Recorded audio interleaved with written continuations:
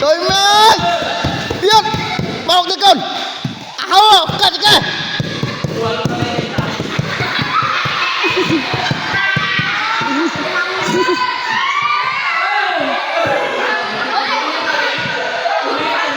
bàn áp lên mở giết go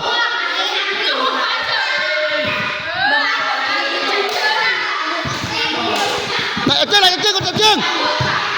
lại trên cái ba lại trên cái ba hôn mà hôn cái đơn hôn giết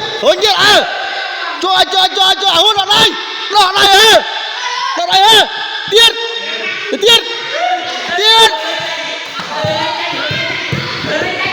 trời mẹ coi chụp cái này lên